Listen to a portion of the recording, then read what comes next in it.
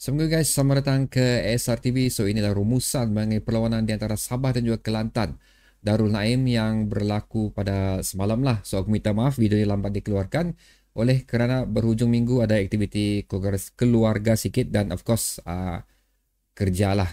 Jadi sekarang baru ada masa. So pada masa ni juga satu lagi perlawanan telah habis, iaitu di antara JDT dan juga Negeri Sembilan yang merubah kembali kedudukan Sabah FC.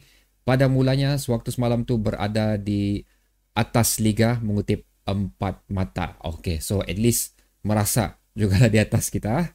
Jadi tanpa buang masa, jom kita mulakan ulasan mengenai perlawanan ni. Sebelum aku mulakan, sedikit disclaimer lah daripada aku. So apa yang bakal aku katakan ni hanyalah pendapat aku sahaja daripada pemerhatian aku di sepanjang perlawanan menentang Kelantan ni. Dan aku bukan arif dalam benda ni. Cuma aku meminati arena bola sepak ni berdasarkan pengetahuan dan ilmu yang aku adalah. Itu sahaja. Jadi mana-mana individu yang aku sebut ni bukan aku mengatakan anda tidak layak untuk bersama Sabah FC. Cuma again ia berdasarkan prestasi yang telah ditampilkan setakat ni. So macam-macam terjadi dalam perlawanan ni guys. Tapi apa yang paling utama ialah sekali lagi VAR. Okay, first perlawanan menentang Pening, VAR tidak ada, banyak insiden handball berlaku. Dan sekali lagi apabila kita bertandang ke Stadium Kelantan ni, perkhidmatan VR ada di sana dan sekali lagi bilang orang menjadi satu kes seolah-olah macam beban pula VR ni. Pasal kita tahu kalau di English Premier League, VR ni telah mendapat tentangan yang hebat daripada pasukan-pasukan yang ada di Liga Tempatan. Mereka telah menggunakan barang ni cukup lama daripada kita, di mana kita baru memulakan benda di musim ni. So setakat perlawanan Sabah FC ni ia memberi efek yang cukup besar lah mengenai keputusan yang dimiliki oleh Sabah FC. Walau macam mana pun aku mengatakan sedemikian, aku menidakkan juga kepentingan VAR ni. Satu lagi kerana ianya masih baru diimplementasikan di saingan Liga Super kita ni, masih banyak untuk kita pelajari. So untuk Sabah FC di sepanjang perlawanan ni guys, statistically kita bukanlah mendominasi sepenuhnya perlawanan ni seperti mana kita tengok untuk separuh masa kedua dan juga separuh masa pertama sendiri pun agak 50-50 lah, di mana pada separuh masa pertama bola lebih dimiliki oleh pasukan Kelantan tapi dengan margin percentage yang bagi aku tidak jauh bezanya. Begitu juga penglihatan aku untuk separuh masa kedua. Walau macam mana pun walaupun aku mengatakan dominasi Kelantan lebih tinggi daripada Sabah FC, tapi kalau kita tengok dari segi shot on goal ianya lebih dimiliki oleh Sabah FC. So aku mulakan dengan Kelantan dulu. Kelantan macam aku katakan juga lah untuk watch along aku dan juga video head to head aku, ini adalah merupakan satu tim yang baru. So aku tidak boleh mengandaikan sejauh mana kekuatan Kelantan buat masa ni, tapi seperti mana ditampilkan oleh mereka sewaktu menentang Seri Pahang dan sewaktu menentang Sabah FC, boleh dikatakan ini adalah merupakan salah satu pasukan yang perlu diberi perhatian juga untuk tim-tim yang besar, especially untuk saingan Liga Super ni, kerana not bad lah cara mereka menerapkan diorang punya apa yang mereka perlukan untuk perlawanan tersebut. Seolah-olah berjaya mereka lakukan dikarenakan lagi bermain di halaman sendiri, memberikan semangat yang suntikan yang cukup bagus untuk mereka. Dan aku tidak nafikan mereka juga mempunyai beberapa peluang yang cukup bagus untuk melakukan sesuatu untuk ataupun menidakkan peluang Sabah untuk mendapatkan 3 mata mereka yang pertama. Untuk Sabah FC pula guys, basically seperti mana aku katakan pada video sebelum ni, aku suka melihat sewaktu menentang Penang separuh masa kedua, diorang punya aksi, dan betul lah itu adalah titik permulaan untuk Sabah FC sewaktu menentang Penang separuh masa kedua, dan mereka berjaya membawa corak permainan tersebut for the whole game lah untuk pasukan menentang pasukan Kelantan ni. Walaupun aku katakan sekali lagi kita tidak mendominasi sepenuhnya, tapi kita membuat apa yang patut kita buat pada perlawanan ni dari segi mencipta peluang dan juga melunaskan peluang-peluang yang ada. So gol Sabah dijaringkan oleh Gabriel Stu dan juga Roman Makado seperti yang dijanjikan oleh OKS juga. OKS ingin menumpukan ketajaman bahagian serangan Sabah FC dan ianya berhasil lah. So individu yang patut menjaringkan gol pada perlawanan ni memang betul-betul menjadi. Antara kesilapan yang aku nampak di sini sebenarnya tidak banyak. Cuma apa yang paling ketara di sini adalah terlalu memberikan bola kepada pasukan lawan itu Kelantan dan membiarkan Kelantan mengatur tempo mereka sendiri. So boleh dikatakan banyak juga serangan atau pegangan bola yang cukup tinggi yang telah dilakukan oleh Kelantan, hampir menjerat kita sebenarnya kerana tidak melakukan apa-apa sangat pada perlawanan tu. Seperti mana aku katakan, sekiranya Sabah mampu mengawal bola, mengawal saja maksud aku, bukan melakukan serangan, mengawal bola dan juga memotong rentak yang ditampilkan oleh Kelantan, pasti perlawanan tu tidak akan menjadi begitu mendebarkan lah. Bila orang berkeringat kira tengok perlawanan tu. Aku bersetuju dengan anda katakan yang spesialis waktu watch along tu. Ramai mengatakan perlawanan ni mempunyai debarannya tersendiri dan aku mengakui oleh kerana benda yang aku sebut semua tadi. So ini adalah benda yang perlu bagi aku diperbaiki untuk perlawanan yang akan datang untuk Sabah FC. Maksud aku tu mengelakkan dominasi bola yang dilakukan oleh pihak lawan dan memberikan confident kepada pihak lawan untuk melakukan serangan.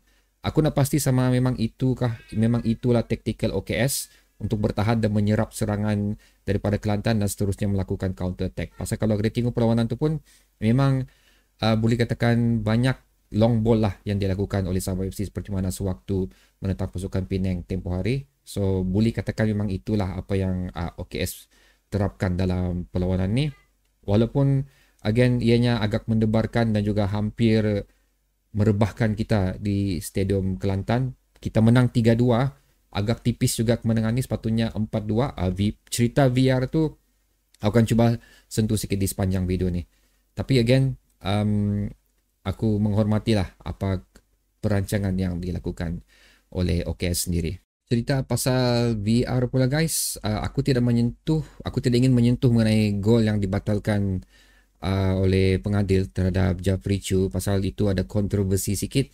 Dan kalau kamu tanya pendapat aku, selepas aku melihat kembali lah, minta maaf lah, again memang apa yang aku katakan ni bakal menjadi kontroversi, tapi again ini pendapat aku. Kalau kamu rasa tidak, aku respect pendapat kamu. Aku rasa aku boleh consider as a offside lah.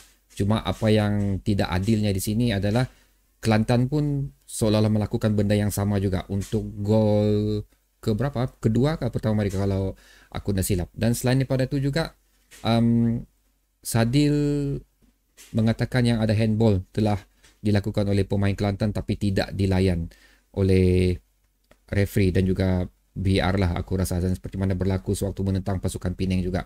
Dan ada lagi beberapa insiden lah yang sepatutnya boleh melibatkan VR tapi diendahkan oleh pengadil. So agak mengecewakan di sini kerana again aku rasa Sadil pun pasti kecewa dengan keputusan tersebut. 2 kali dia melalui saat-saat sedemikian diendahkan oleh pengadil. Bagi pemain Sabah FC pula guys, macam mana aku katakan tadi, ada satu individu yang buat kali keduanya, perlawanan kedua ni aku merasakan beliau belum berada di tahap yang sepatutnya lagi, especially status beliau selaku pemain import. Sepatutnya dia berbeza daripada pemain yang lain, itu Telmo Kasanhera.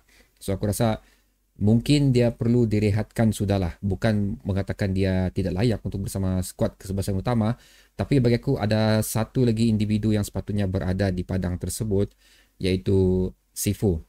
So Sifu bagi aku kalau sekiranya beliau ada, kemungkinan besar ada perbezaan sikit cara permainan Sabah FC. Dan selain daripada itu, aku juga mengharapkan kita menggunakan satu individu yang bertindak sebagai defensive midfield pada perlawanan itu, di mana sewaktu adanya Steven Robert, aku tidak mengatakan dia bagus juga dalam perlawanan ini, tapi at least ada keseimbangan di bahagian midfield untuk bertahan dan juga menyerang. Sewaktu Steven Robert dikeluarkan dan Sistu dimasukkan di mana masih lebih bergandingan dengan Telmo, bahagian tu aku tengok ada kurang sikit. Dikenakan lagi dengan keluarnya si Gaby untuk daripada perlawanan ni, agak struggle sikit lah bahagian defensif Sabah FC. Itu yang aku boleh katakan kerana tandukan yang dilakukan oleh pemain Kelantan tu tidak dikawal langsung oleh pemain yang sepatutnya membuat man marking kepada beliau. Dan individu yang layak untuk buat benda tu kerana ia bola tinggi, bagi aku memang Gaby lah. So kalau kita cerita pula pemain terbaik untuk perlawanan ni, aku hampir memberikan man of the match kepada Gaby, tapi beliau tidak bermain sepenuh masa kerana gol yang dilakukan oleh beliau dan juga assist yang dilakukan oleh beliau sendiri. Dan seterusnya Apek. Apek pun antara individu yang aku tengok dalam perlawanan ni, kerana kalau bukan kerana Apek menyelamatkan penalti tersebut, aku sudah pasti keputusan ni akan menjadi seperti berbeza dan mungkin bukan keputusan yang kita inginkan. So man of the match untuk perlawanan ni adalah Apek bagi aku, kerana sekali lagi beliau berjaya mengelakkan, walaupun dibolosi 2, dia berjaya mengelakkan Sabah FC daripada kecundang lah untuk perlawanan kedua ni. Jadi itu dah guys, sedikit sebanyak rumusan yang aku nampak pada perlawanan ni. Dan again, seperti biasa mungkin ada banyak yang aku tertinggal, yang aku tidak sentuh. Basically aku cuma sentuh benda yang obvious sajalah. So kamu boleh letakkannya di ruang komentar di bawah. So sehingga kita berjumpa lagi di video seterusnya guys. Assalamualaikum.